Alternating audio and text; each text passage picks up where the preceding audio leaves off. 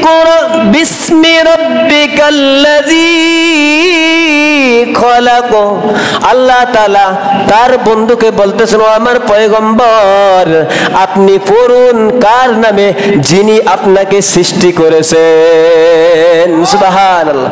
আল্লাহ তার বন্ধুকে শিখিয়ে দিতেছেন, ও পয়গম্বর আপনি পড়ুন কার নামে, যিনি আপনাকে সৃষ্টি করেছেন। সুবহানাল্লাহ।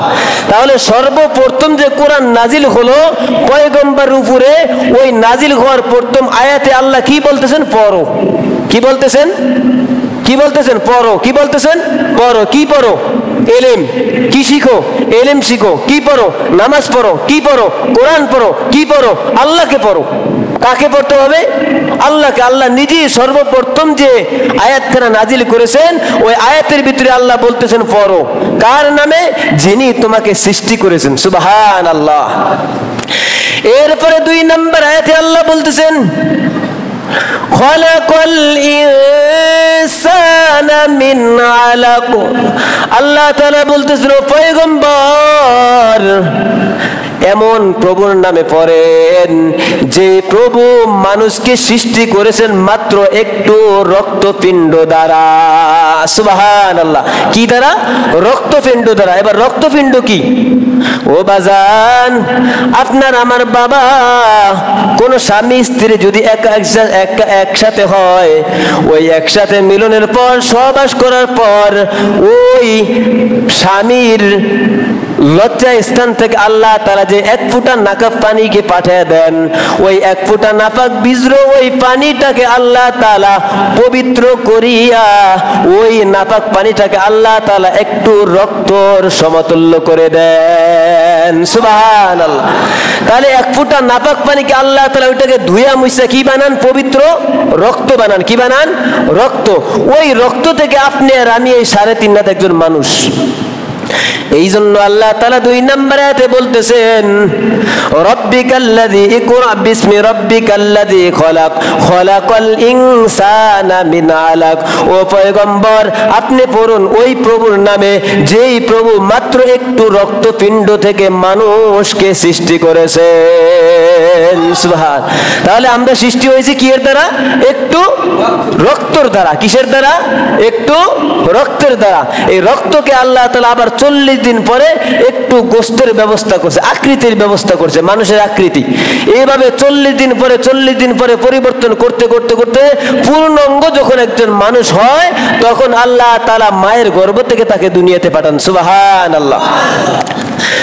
এবার আল্লাহ তাআলা 1 নম্বর আয়াতে বলছেন, পড়ুন আপনার প্রভুর নামে যিনি আপনাকে সৃষ্টি করেছেন। 2 নম্বরে আল্লাহ বলছেন, পড়ুন ওই প্রভুর নামে যেই প্রভু একটু রক্তপিণ্ডর থেকে মানুষকে সৃষ্টি করেছেন। এবার আল্লাহ তাআলা বলতেছেন, খলাকাল ইনসানা মিন আলাক ইকরা ওয়া রাব্বুকাল আকরাম।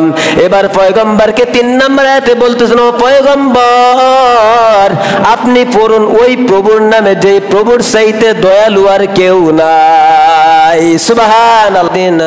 ওয়া সানাদানা ওয়া হাবিবানা ওয়া মাওলানা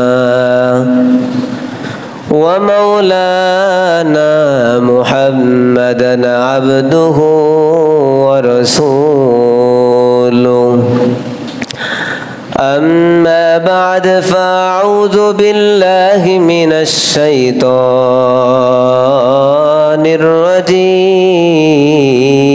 الرجيم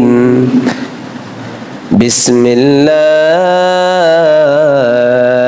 الرحمن الرحيم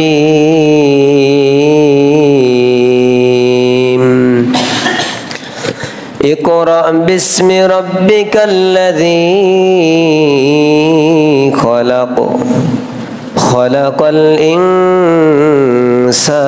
من علق اقرأ وربك الأكرم الذي علم بالقلم علم الإنسان ما لم يعلم صدق الله مولانا العظيم وصدق رسوله النبي الكريم ونحن على ذلك من الشاهدين والشاكرين والحمد لله رب العالمين إن الله وملائكته يصلون على النبي يا أيها الذين آمنوا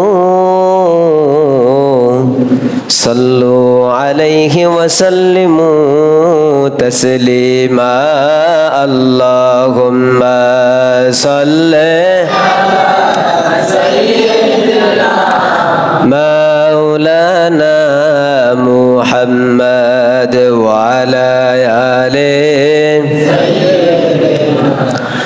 مولانا محمد اللهم صل على سيدنا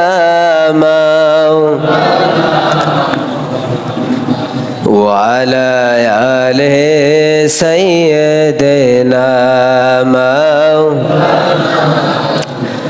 যেখানেই থাকো যেভাবেই থাকো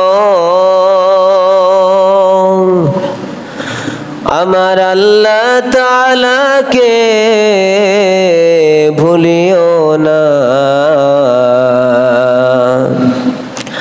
আল্লাহ তাআলাকে না ভুলিলে আল্লাহ তোমায় ভুলবেন না আল্লাহুম্মা সাল্লি আলা সাইয়্যিদিনা মাওলানা মুহাম্মদ ওয়া আলা আলিহি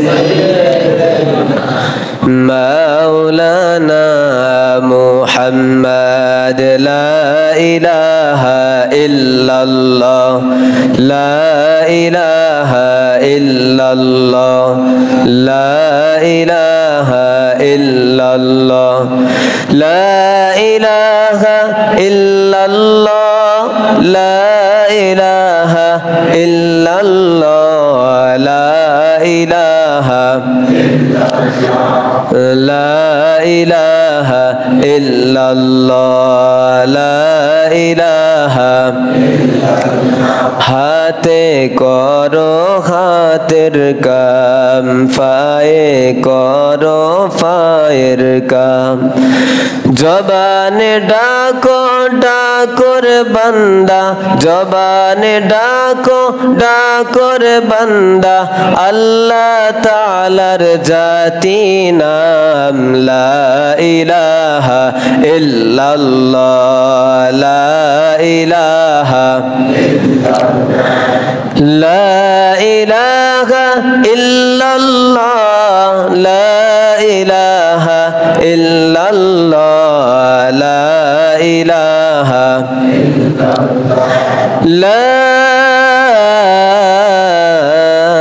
إله إلا الله محمد رسول الله صلى الله عليه وسلم بلغ العلا بكماله كشف الدجى بزماله حسنت جميع خصاله صلوا عليه وآله সকলে বলি আলহামদুলিল্লাহ মহান আল্লাহ তাবারক ওয়া তাআলার দরবারে শুকরিয়া আদায় করছি যে আল্লাহ তাআলা অত্যন্ত দয়া ও মায়া করে ইহসান করে আল্লাহ তাআলা আমাদেরকে শাওয়াল মাসের পবিত্র জুমার দিনে আল্লাহর ঘর মসজিদে আসার এবং বসার তৌফিক দান করেছেন। এই জন্য আরেকবার দিল থেকে শুকরিয়া আদায় করি, বলি আলহামদুলিল্লাহ। আমি আপনাদের সম্মুখে কোরআনুল কারীম থেকে একেবারে কোরআনুল কারীমের শেষ পারা 30 নম্বর পারার সূরাতুল আলাক, সূরার নাম কি? সূরাতুল আলাক। এই সূরাতুল আলাকের 5টি আয়াত তেলাওয়াত করেছি। এই আয়াতটি এত দামি এবং এই সূরাটা এত দামি যে আল্লাহ তাবারাকা ওয়া তাআলা কোরআনুল কারীম যে নাজিল করেছেন, এই কোরআনুল কারীমের সর্বপ্রথম কোন আয়াত নাজিল করেছেন বলেন তো? জানা আছে কারো? হ্যাঁ, আল্লাহ তাআলা যে কোরআন নাজিল করেছেন, তার বন্ধুকে যে কোরআন উপহার দিয়েছেন, এই কোরআন উপহার দিয়েছেন শুরু লগ্নে যে আয়াত তার বন্ধুকে জানিয়েছেন, শিক্ষা দিয়েছেন, এই আয়াতই হলো সূরাতুল আলাকের 5টি আয়াত। বলি সুবহানাল্লাহ। তাহলে কোরআনুল কারীমের সর্বপ্রথম কোন সূরা নাজিল হয়েছে? সূরাতুল আলাক। এটা জেনে রাখেন, আমরা মুসলমান, এগুলো আমাদের জানার দরকার। কোরআনুল কারীমের সর্বপ্রথম কোন সূরা নাজিল হয়েছে? সূরাতুল আলাক। কয় আয়াত? 5 আয়াত। দেখেন, আপনার আমার নবী, দয়ার নবী, মায়ার নবী, যখন আল্লাহ তাআলা এই দুনিয়াতে অসংখ্য অগণিত পাহাড় তৈরি করেছেন। কি পাহাড়? এই পাহাড়ের ভিতরে একটা পাহাড় আছে মদিনাতে, সেই পাহাড়টার নাম হলো জাবালে নূর। পাহাড়ের নাম কি? জোরে বলেন। জাবালে নূর। পাহাড়ের নাম কি? জাবালে নূর। এই জাবালে নূর, এই পাহাড়ের ভিতরে একটা গুহা আছে। হাজী সাহেবরা যখন হজ করতে যায়, অবশ্যই তারা ওই গুহায় যায় এবং ওখানে গিয়ে 2 রাকাত নামাজ আদায় করে। বলি সুবহানাল্লাহ। ওই পাহাড়টার নাম কি? জাবালে নূর। আর ওই পাহাড়ের ভিতরে যে গুহাটা আছে, ওই গুহাটার নাম হলো হেরা গুহা। নাম কি? জোরে বলেন। হেরা গুহা। এই হেরা গুহাটা যেতে, হেরা গুহায় যেতে যে রাস্তাটা পাহাড়ের চিপা দিয়ে যেতে হয়, এই চিপাটা খুব একেবারে চিপা, মানে বেশি প্রশস্ত না, এত চিপা যে ওখান থেকে একজনের বেশি 2 জন মানুষ আসা যাওয়া করতে পারে না। কয়জন যেতে পারে? 1 জন। হাজী সাহেবরা যখন হজ করতে যান, তখন ওই জায়গায়, ওই হেরা গুহার ওই স্থানে গিয়া 2 রাকাত নামাজ আদায় করেন, কিন্তু কখনো 2 জন একসাথে যেতে পারেন না, একজন একজন করে যেতে হয়। আপনার আমার দয়ার নবী, মায়ার নবী, রহমতে আলম নবী নবুয়তি লাভ করার আগ মুহূর্তে যখন আল্লাহ তাআলাকে সন্তুষ্ট করতে থাকতেন, আল্লাহ তাআলার ইবাদত করে মগ্ন থাকতেন, ইবাদত করার ভিতরে থাকতেন, ইবাদত করে আল্লাহকে রাজি খুশি করতেন এবং ধ্যান ও খেয়াল করতেন যে পাহাড়ে বসে, ওই পাহাড়ের ভিতরে একটা গুহা আছে, যার গুহাটার নাম হলো হেরা গুহা। ওই গুহায় নবী আরবি সাল্লাল্লাহু আলাইহি ওয়াসাল্লাম একা একা একা একা আল্লাহকে রাজি খুশি করতেন, ইবাদত করে আমার মাওলাকে রাজি খুশি করতেন। আর দয়ার নবী, মায়ের নবীর ইবাদত আল্লাহর কাছে এত পছন্দ, যার কারণে আল্লাহ তাআলা তার প্রিয় বন্ধু হাবিব সাল্লাল্লাহু আলাইহি ওয়াসাল্লামকে পুরস্কারিত করলেন। কি দিয়ে পুরস্কারিত করলেন? ওই হেরা গুহার ভিতরে দয়ার নবী ইবাদত করতেছেন, এমন তো অবস্থায় আল্লাহ তাআলা জিবরিল আমিনকে পাঠাইছেন। বলি সুবহানাল্লাহ। কোথায় পাঠাইছে? ওই হেরা গুহায়, জাবালে নূর পাহাড়ের ভিতরে যে একটা গুহা আছে, হেরা গুহা, ওই হেরা গুহায় দয়ার নবী ইবাদত করতেছেন, ওখানে আল্লাহ তাআলা জিবরিলকে পাঠাইলেন। কেন পাঠাইলেন? আল্লাহ তাআলার প্রিয় বন্ধু হাবিব বন্ধুকে একটা উপহার দেওয়ার জন্য। এখন আমরা বুঝে থাকলে আমার এই প্রশ্নের উত্তর দিতে আপনাদের সহজ হবে। যদি আল্লাহর কাছে সবচেয়ে বেশি প্রিয় খাবার থাকতো, তাহলে আজকের এই দিনে বন্ধুকে খাবার প্রদান করতেন। ওই হেরা গুহার ভিতরে দয়ার নবীকে আল্লাহ তাআলা খাবার পাঠাইতেন। যদি আল্লাহ তাআলার কাছে সবচেয়ে বেশি দামি যদি নামাজ থাকতো, ওই হেরা গুহায় আল্লাহ তাআলা তার বন্ধুকে কিন্তু নামাজ দান করতেন। যদি আল্লাহ তাআলার কাছে টাকা পয়সা, ধন দৌলত, অর্থ সম্পদ দান থাকতো, তাহলে ওই হেরা গুহায় কিন্তু আল্লাহ তাআলা তার বন্ধুকে টাকা পয়সা, অর্থ সম্পদ দান করতেন না। আমার আল্লাহ কোন খানা বন্ধুকে দান করেন নাই, আমার আল্লাহ কোন অর্থ সম্পদ তার বন্ধুকে দান করেন নাই, আমার আল্লাহ কোন স্বর্ণ অলংকার তার বন্ধুকে দান করেন নাই। আমার আল্লাহ তার বন্ধু প্রিয় হাবিবকে দান করেছেন, তার নাম হলো কোরআন। নাম কি? বলেন কোরআন, নাম কি?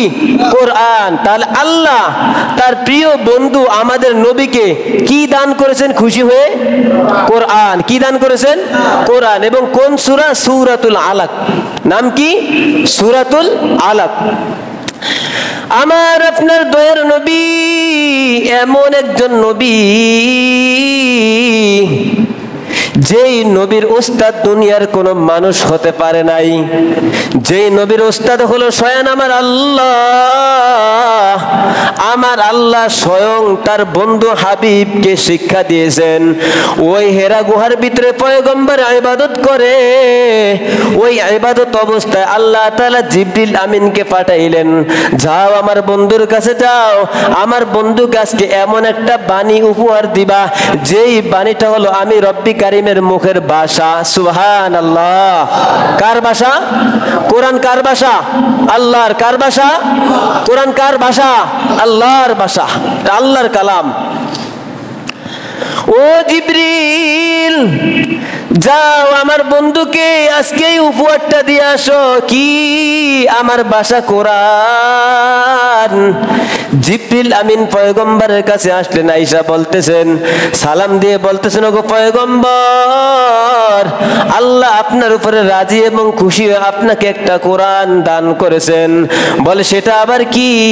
এবার জিবরিল আমিন পয়গম্বরকে বলতেছেন, ও পয়গম্বর আপনি বলুন, ইকরা বিসমি রাব্বিকাল্লাযী খলাক।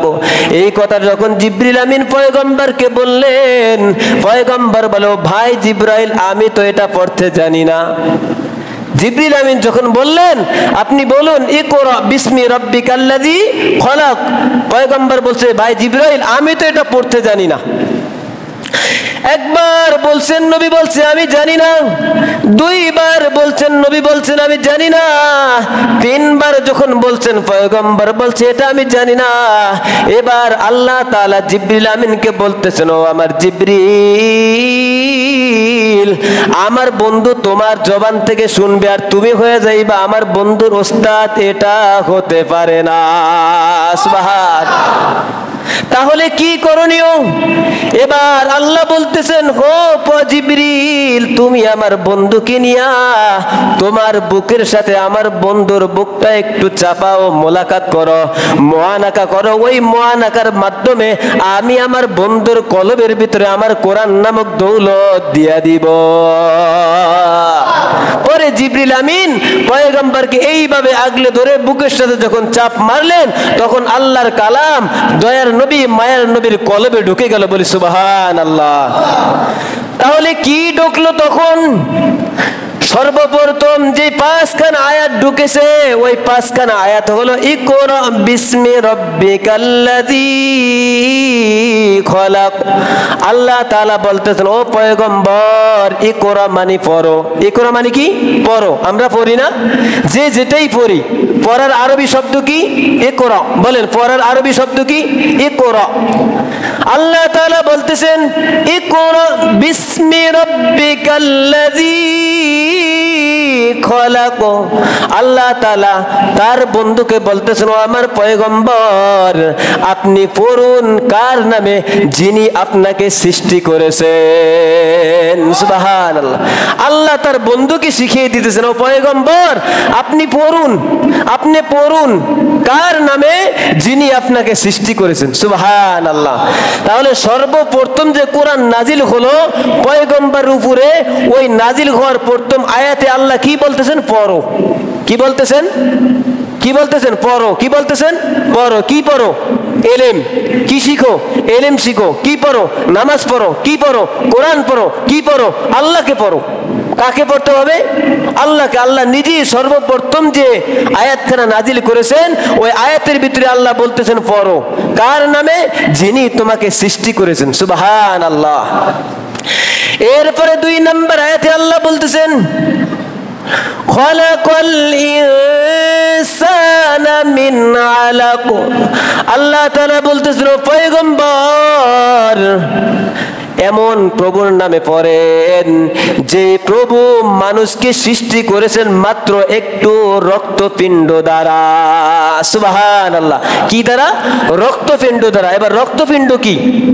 ও বাজান, আপনার আমার বাবা কোন স্বামী স্ত্রী যদি একসাথে হয়, ওই একসাথে মিলনের পর সহবাস করার পর ওই স্বামীর লজ্জা স্থান থেকে আল্লাহ তাআলা যে এক ফোঁটা নাকাব পানিকে পাঠিয়ে দেন, ওই এক ফোঁটা নাপাক বিজর ওই পানিটাকে আল্লাহ তাআলা পবিত্র করিয়া ওই নাপাক পানিটাকে আল্লাহ তাআলা একটু রক্তর সমতুল্য করে দেন। সুবহানাল্লাহ। তাহলে এক ফোঁটা নাপাক পানিকে আল্লাহ তাআলা ওইটাকে ধুইয়া মুইসা কি বানান? পবিত্র রক্ত বানান। কি বানান? রক্ত। ওই রক্ত থেকে আপনি আর আমি এই 3.5 হাত একজন মানুষ। এই জন্য আল্লাহ তাআলা 2 নম্বর আয়াতে বলতেছেন, রব্বিকাল্লাযী ইকরা বিসমি রব্বিকাল্লাযী খলাক খলাকাল ইনসানা মিন আলাক। ও পয়গম্বর, আপনি পড়ুন ওই প্রভুর নামে যেই প্রভু মাত্র একটু রক্তপিণ্ড থেকে মানুষকে সৃষ্টি করেছেন। সুবহান। তাহলে আমরা সৃষ্টি হয়েছি কি এর দ্বারা? একটু রক্তর দ্বারা। কিসের দ্বারা? একটু রক্তের দ্বারা। এই রক্তকে আল্লাহ তাআলা আবার 40 দিন পরে একটু গোস্তের ব্যবস্থা করছে, আকৃতির ব্যবস্থা করছে, মানুষের আকৃতি। এইভাবে 40 দিন পরে পরিবর্তন করতে করতে করতে পূর্ণাঙ্গ যখন একজন মানুষ হয়, তখন আল্লাহ তাআলা মায়ের গর্ভ থেকে তাকে দুনিয়াতে পাঠান। সুবহানাল্লাহ। এবার আল্লাহ তাআলা 1 নম্বর আয়াতে বলছেন, পড়ুন আপনার প্রভুর নামে যিনি আপনাকে সৃষ্টি করেছেন। 2 নম্বরে আল্লাহ বলছেন, পড়ুন ওই প্রভুর নামে যেই প্রভু একটু রক্তপিণ্ডর থেকে মানুষকে সৃষ্টি করেছেন। এবার আল্লাহ তাআলা বলতেছেন, খলাকাল ইনসানা মিন আলাক ইকরা ওয়া রাব্বুকাল আকরাম।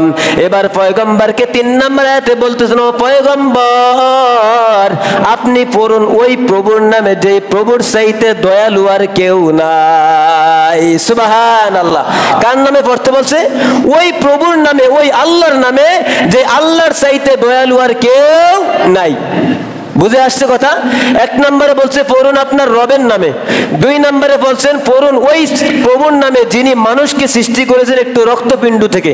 3 নম্বরে বলতেছেন আপনি পড়ুন ওই প্রভুর নামে যিনি যার চাইতে দয়ালু আর কেউ নাই। এবার আল্লাহ কি বলতেছেন? আকরামুল্লাযী আল্লামা বিল কলাম। ওই প্রভু এমন একজন প্রভু যেই প্রভু মানুষকে শুধু মুখে মুখে শিক্ষা দেন নাই, যেই প্রভু মানুষের উপর দয়া করে মানুষের প্রতি একটা কলম সৃষ্টি করেছেন। সুবহান। কি সৃষ্টি করেছে? কলম। কলম, লেখার কলম ছিলেন, এই কলম সৃষ্টি করেছে। শুধু মুখ দিয়ে পড়লাম এটা পড়ার নাম না, মুখে পড়া এবং হাতে লেখা এই দুটার সমন্বয় হলো শিক্ষা। শুধু মুখে পড়লাম, লিখতে পারলাম না, আমি কি শিক্ষা অর্জন করতে পারলাম? তাহলে কয়েকটা জিনিসের দ্বারা পূর্ণাঙ্গ শিক্ষা? 2টা। একটা হলো জবানে পড়তে হবে, আর একটা হলো লিখতে হবে। তাহলে লেখার জন্য কি দরকার? কলম। কি দরকার? এই জন্য আল্লাহ 5 আয়াতের ভিতরে 4 নম্বর আয়াতে এটাও বলেছেন, আমি আল্লাহ দয়া করে মানুষকে কি দিয়েছি? কলম দিয়েছি। বলি সুবহানাল্লাহ। কলমটা কার দয়া? আল্লাহর দয়া। বলেন কার দয়া? আল্লাহর দয়া। এবার যে আল্লাহ তাআলা মানুষকে সৃষ্টি করার পথে একের পর এক এতগুলি নিয়ামত দান করলেন, ওই আল্লাহ কেন দান করলেন? সর্বপ্রথম কোরআনুল কারীমের যে আয়াত নাজিল করেছেন, ইকরা বিসমি রব্বিকাল্লাযী খলাক। এবার বুঝে থাকলে আপনারা আমার প্রশ্নের উত্তর দিতে পারবেন। আল্লাহ তাআলা সর্বপ্রথম বলেছেন, ও বান্দা তুমি পড়ো। তার পয়গম্বরকে বলেছেন, ও হাবিব আপনি পড়ুন। কার নামে? আল্লাহর নামে। কিন্তু এখন দুনিয়াটা এমন, মানুষগুলো ওই আল্লাহর নামে পড়তে চায় না, মানুষগুলি পরে হাট্টিমা টিম তাদের খাড়া দুটি ঠিং। ঠিক কিনা? ঠিক কিনা? মানুষগুলি এখন ওই আল্লাহর নামে পড়তে চায় না, মানুষগুলি পরে কি? হাট্টিমা টিম তাদের খাড়া দুটি ঠিং। আল্লাহকে এটা পড়তে বলছে? আল্লাহ এটা পড়তে বলে? তা আল্লাহ কোনটা পড়তে বলছে? আল্লাহ বলছে আল্লাহর কোরআনকে পড়তে। কাকে পড়তে?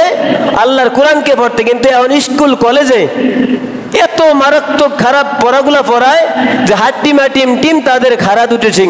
আলহামদুলিল্লাহ নুরানি যে মাদ্রাসাগুলো আছে, কওমি যে মাদ্রাসাগুলো আছে, আলিয়া মাদ্রাসার কথাও আমি বলছি না, নুরানি মাদ্রাসাগুলা, কওমি মাদ্রাসাগুলা এত সুন্দর লেখা দেয়, দেখেন পড়া শুনি আপনারা বুঝতে পারবেন। আমাদের মাদ্রাসার শিশু শ্রেণীর ছাত্ররা পড়ে শরতে ওযু, ওযু করে নামাজ পড়ি, আল্লাহকে খুশি করি, বলি সুবহানাল্লাহ। নুরানি ছেলেগুলা কি পড়ে? শরতে ওযু, ওযু করে নামাজ পড়ি, আল্লাহকে খুশি করি। আর দেখেন স্কুল কলেজের ছেলেরা পড়ে কোনটা? শরতে অজগর, অজগরটি আসতে সেরে তোমাকে সবল মারবে। এক হইছে পড়া? মাদ্রাসার স্কুল পড়া কি এক হইলো? ওখানে নুরানি মাদ্রাসাগুলো শিখায় শরতে ওযু, ওযু করে আল্লাহকে খুশি করো। আর স্কুল কলেজের বইয়ের ভিতরে লেখা আছে কি? শরতে অজগর, অজগরটি আসতে তেরে তোমাকে সবল মারতে। নাউযুবিল্লাহি মিন যালিক। তাহলে ওখানে মিথ্যা আর মাদ্রাসাগুলো কি সত্য, মাদ্রাসাগুলো কি সত্য। এরপরে দেখেন আমাদের নুরানি মাদ্রাসাগুলায় শিখাইতেছে শরিয়াতে আল্লাহ, শরিয়াতে কি আল্লাহ, আল্লাহ আমার রব। স্কুল কলেজে পড়াইতেছে শরিয়াতে আম, আমটি আমি খাবো ফেরি।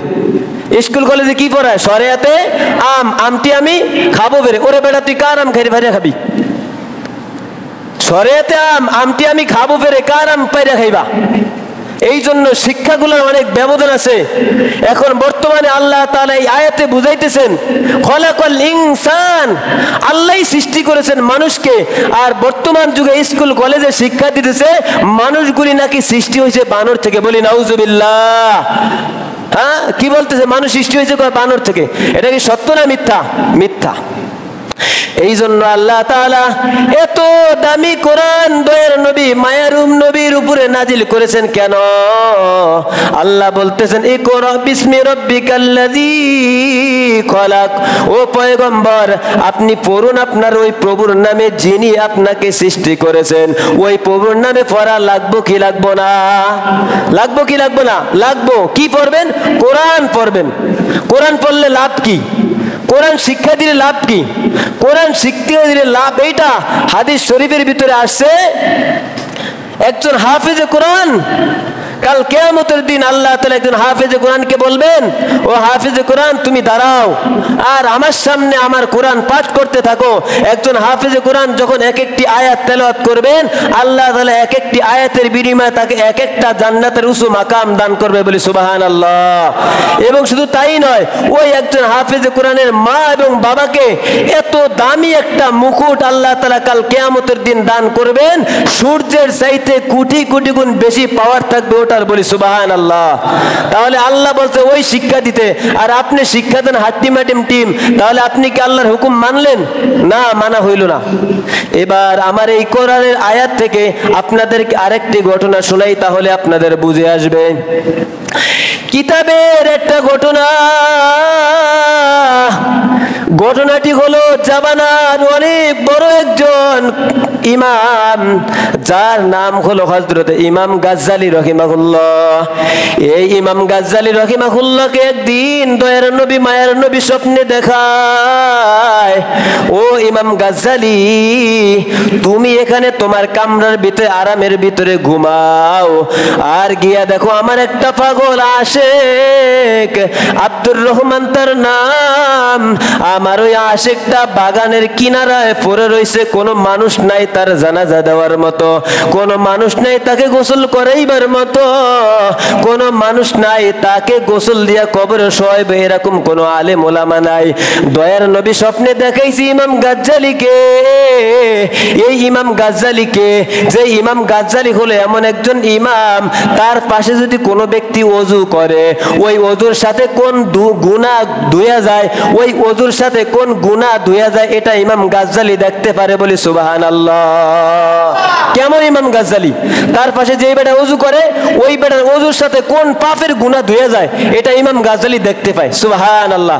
এক চোর তার পাশে ওযু করে, এখন ইমাম গাজ্জালী জিজ্ঞাসা করে কি খবর, আজকে রাত্রে কি তুমি চুরি করছো? বলে হুজুর আপনি কেমনে কোন? ওই যে তোমার ওযুর গুনার সাথে চুরির গুনাহ ধুয়া যাইতেছে, সুবহানাল্লাহ। ইনি হলেন ইমাম গাজ্জালী। এই ইমাম গাজ্জালীকে দয়ার নবী মায়ার নবী স্বপ্নে দেখাইছে, ওই ইমাম ওই রহমত রহমতপুর গ্রামে আমার একটা পেয়ারা উম্মত, যার নামটা হলো আব্দুর রহমান, তাকে যে গোসল দিব, জানাজার নামাজ পড়াইব, এমন কোন আলেম তার বাড়ির পাশে নাই। তুমি যাও, তাকে তাড়াতাড়ি গোসল করে দাফনের ব্যবস্থা করো। এবার ইমাম গাজ্জালি ছুটলেন তার বাড়ির দিকে। যেতে যেতে রহমতপুর গ্রামে যখন গেলেন, ওখানে গিয়ে দেখতেন ছোট্ট একটা আগের জমানার সনের ঘর। সনের ঘর ছিলেন, নারার ঘর ছিলেন, নারার। এখন সেদিকে টিনার বিল্ডিং, আগে ঘরগুলো ছিল কিসের? নারার, সনের। ওই সনের ঘর থেকে কান্নার আওয়াজ, কান্নার আওয়াজ শোনা মাত্র ইমাম গাজ্জালি ডেকে ডেকে বলতেছেন, কে এই ঘরের ভিতর? ইমাম গাজ্জালির আওয়াজ পাওয়া মাত্র ওই আব্দুর রহমান, আব্দুর রহমানের ছেলে ঘর থেকে বের হয়ে আসলো। আয়েশা বলতেছে, হুজুর, এই ঘরের ভিতরে কান্না করতেছি আমরা, আমার বাবা গতকাল রাত্রে মারা গেছে, কিন্তু আমার বাবাকে গোসল দিব, জানাজার নামাজ পড়াইব, এমন কেউ নাই। এবার ইমাম গাজ্জালি আব্দুর রহমানের ছেলেকে ডেকে ডেকে বলতেছে, ও আব্দুর রহমানের বেটা, আল্লাহর রাসূল আমি ইমাম গাজ্জালিকে পাঠাইছি তোমার বাবার জন্য একটা সুসংবাদ। ইমাম গাজ্জালিকে নবী স্বপ্নে দিয়া যারে পাঠায়, বলেন তো ওই মানুষটা কি ছোট মোটো না অনেক দামি? আব্দুর রহমানের জানাজা দেওয়ার জন্য ইমাম গাজ্জালিকে পাঠাইছেন নবী, তাহলে আব্দুর রহমান এত দামি কেন? যাই হোক, এবার ওই আব্দুর রহমানকে ইমাম গাজ্জালি নিজের হাতে গোসল করায়া জানাজার খাটে শোয়া, যখন ইমাম গাজ্জালি নিজ হাতে নিজেই তার জানাজার নামাজটা পড়লেন। জানাজার নামাজের পরে যখন কবরের কাছে নিল, কবরের কাছে নিয়ে কবরের ভিতরে ইমাম গাজ্জালি কেবল মাত্র নামলেন, নামা মাত্র কবর থেকে এত সুন্দর সুগেরান, সুবহানাল্লাহ কল, আরো জোরে সুবহানাল্লাহ। ইমাম গাজ্জালি কবরের ভিতরে নামা মাত্র এত সুগেরান, গেরান ইমাম গাজ্জালির নাকে আসা মাত্র ইমাম গাজ্জালি চোখ দিয়ে টপ টপ করে পানি ফালাইতেছে, আর তার লাশটাকে কবরের ভিতরে রাখলেন। কবরের ভিতরে রাখার পর ওই আব্দুর রহমানের লাশটাকে যখন কবর দিয়ে মাটি চাপা দিলেন, এবার ইমাম গাজ্জালি তার মাটি চাপা দেওয়ার পর আব্দুর রহমানের সন্তানকে জিজ্ঞাসা করতেছে, ও সন্তান, তোমার বাবা, আমার আর সন্দেহ নাই সে যে একজন আল্লাহর ওলি, সে যে আল্লাহর একজন খাস বান্দা, আমার আর সন্দেহ নাই, তবে তোমার বাবার এমন কি আমল যে আমলের কারণে আল্লাহ এত দামি বানাইছে? এবার সন্তান বলে, হুজুর, আমি তো তেমন কিছু বলতে পারবো না আমার বাবার সম্বন্ধে, তবে আমার মাকে জিজ্ঞাসা করা যাক। এবার ইমাম গাজ্জালি আর ওই কাঠুরি আব্দুল্লাহর ছেলে দুজনে মিলে ওই গরিব যেই আব্দুর রহমান মারা গেছে তার বিবির কাছে গেলেন। এবার বিবির কাছে গিয়া পর্দার আড়ালে ইমাম গাজ্জালি ডেকে ডেকে বলতেছেন, ওরে বোন, তোমার স্বামীর এমন কি আমল যে আমলের কারণে আল্লাহ তোমার স্বামীকে এত দামি বানাইছেন? এবার পর্দার আড়াল থেকে ওই আব্দুর রহমানের স্ত্রী ডেকে ডেকে বলতেছে, হুজুর, আমার স্বামী একজন গরিব মানুষ, বাগানের ভিতরে কাঠ কাটতো, আর ওখান থেকে কাঠ আইনা মানুষের কাছে বিক্রি কইরা চলতো। আমার স্বামী কোনো ধনী মানুষ না, আমার স্বামী কোনো আলেম না, আমার স্বামী কোনো হাফেজে কোরআন না, আমার স্বামী একজন সাধারণ কাঠুরিয়া। কয়, তাহলে সে এত দামি কিভাবে হলো? এবার স্ত্রী বলতেছে, হুজুর, আমার ঘরের ভিতরে আলমারি নাই, সুকেস নাই, ফ্রিজ নাই, দামি কোনো জিনিসপত্র নাই, কিন্তু আমার ঘরের ভিতরে ওই কোনাতে একটা ছোট্ট একটা কাঠের রেহাল আছে। কি আছে? কাঠের রেহাল।